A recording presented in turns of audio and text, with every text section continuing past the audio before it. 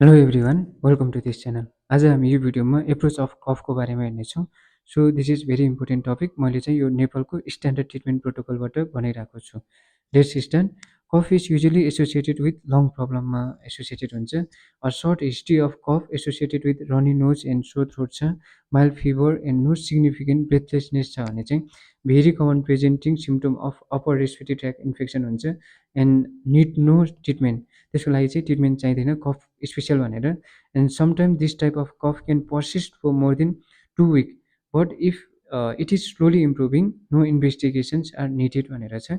So अब diagnostic feature of कफलाई चाहिँ हामी हेर्नेछौँ। सो न्युमोनिया भयो भने कस्तो कफ हुन्छ? Cough with fever and breathlessness छ भने चाहिँ हामीले न्युमोनिया डायग्नोस गर्छौँ। And cough which occur mainly at night टाइममा छ भने चाहिँ consider asthma and cardiac disease हामी सस्पेक्ट गर्छौँ। कफ विथ एक्सेसन छ भने चाहिँ हामीले आस्थमा र सिओपिडी सस्पेक्ट गर्छौँ।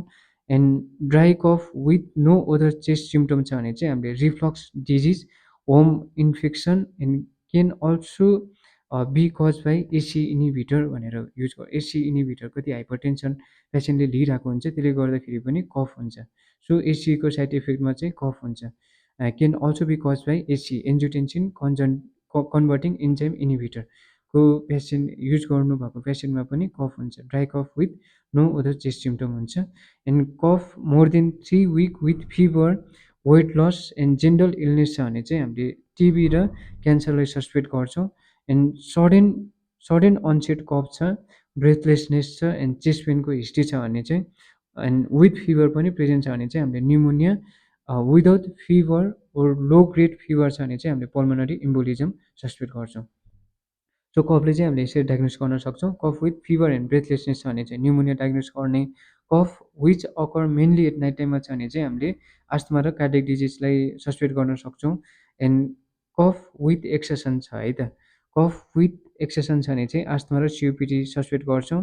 Dry cough with no other chest symptom छ भने चाहिँ reflux disease, home infection can also be cause by ACE inhibitor.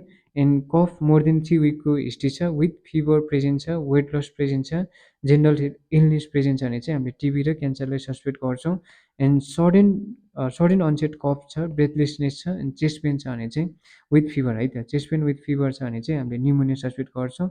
And sudden onset cough, breathlessness, chest pain without fever छ भने चाहिँ हामीले पल्मोनरी इम्बोलिजम सस्पेक्ट गर्छौँ। अब म्यानेजमेन्ट कसरी गर्ने त? म्यानेजमेन्टको लागि चाहिँ depend on cause. Cough in itself does not need treatment.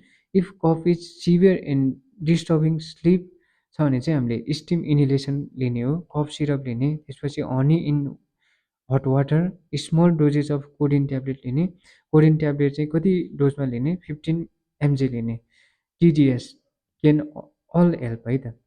So हामीले चाहिँ कफको लागि के गर्न मिल्यो? हामीले चाहिँ सिभियर एन्ड डिस्टर्बिङ स्लिप गरेको छ भने स्टिम इनहेलेसन गर्ने, कफ सिरप लिने, हनी इन वाटर मा लिन सकिन्छ। And small doses of codeine tablet लिने। कोडिन ट्याब्लेटको डोज चाहिँ 15 mg टिडिएस लिनुपर्छ। सो सिरप साल्बिटामोल 2 टिस्पुन लिन सकिन्छ। एन्ड बिडी र टिटिएस लिनुपर्छ। इफ पर्सिस्टिङ विच प्रेजेन्ट छ भने चाहिँ हामीले सिरप साल्बिटामोल लिने, 2 टिस्पुन लिने एन्ड बिडी र टिटिएस लिन सकिन्छ। अब एडभाइसमा चाहिँ हामीले के गर्नुपर्छ? एडभाइसको लागि चाहिँ cough in itself is not a worrying feature.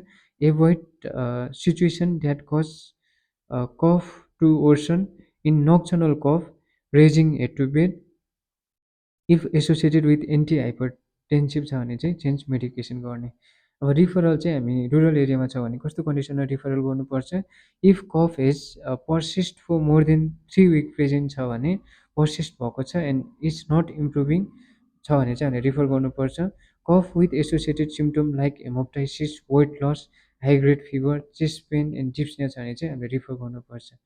So that's all. If you like this video, then subscribe my channel and keep learning. Happy learning.